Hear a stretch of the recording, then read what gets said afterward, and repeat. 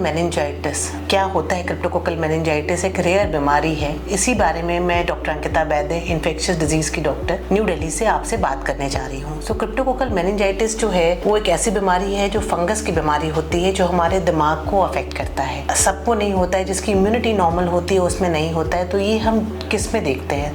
सबसे ज़रूरी है जानना कि जो इम्यूनिटी जिनकी कम होती है, चाहे किसी बीमारी से, जैसे हम HIV की बात करें, उसमें क्रिप्टोकोकल मेनिंजाइटिस जिसका CD4 काउंट हमारा कम रहता है, 200 से नीचे रहता है, उसमें रिस्क ज़्यादा होता है। कैंसर के पेशेंट्स हैं जिनको कीमोथेरेपी रिसेंट लगा है, उनमें भी कभी कभी देखने को मिलता है क्रिप्टोकोकल का इन्फेक्शन। जिसकी इम्यूनिटी कम होती है उसको इस तरह के रेयर फंगस का इन्फेक्शन होने का चांस होता है, दिमाग में अफेक्ट करता है। इसमें बहुत ज़रूरी है ये समझना कि हम ये जो इलाज करते हैं वो एक स्ट्रॉन्ग एंटी फंगल ट्रीटमेंट होता है, जो हम लंबे समय तक, यूजुअली 2 हफ्ते का इलाज होता है। लक्षण इसमें होता है कि बुखार आता रहता है, ये क्रॉनिक इन्फेक्शन होता है दिमाग का, तो बुखार आता रहता है, सर में दर्द रहता है, वजन गिरने लगता है और कोई कारण नहीं मिल रहा होता है। तो जब इसकी रीढ़ की हड्डी की पानी की जांच करते हैं, जिसे हम CSF कहते हैं, उसमें इसको डायग्नोज किया जाता है। आजकल कुछ लेटेस्ट टेस्ट हैं जिससे हम ब्लड से भी इसको डायग्नोज कर सकते हैं। हाँ, सेंसिटिविटी कम होती है और ब्लड के डायग्नोसिस में हम हमेशा गारंटी के साथ नहीं कह सकते हैं कि ये जो फंगस है ये ब्रेन तक जा चुका है, क्योंकि कुछ केसेस ऐसे भी होते हैं जिनकी इम्यूनिटी लो होती है, लंग्स में भी इनके पैचेस आते हैं इन्फेक्शन के, और जिसको हम क्रिप्टोकोकल निमोनिया कहते हैं, या कभी कभी पूरे बॉडी में जिसमें रैशेस आ जाते हैं, साथ साथ दिमाग पे असर रहता है, लिवर स्प्लीन बढ़ जाता है, लंग्स पे असर रहता है, जिसे हम डिसेमिनेटेड क्रिप्टोकोकोसिस कहते हैं। तो जिसकी इम्यूनिटी कम होती है उसमें इस तरह के लक्षण ज्यादा पाए जाते हैं। ट्रीटमेंट इस फंगस का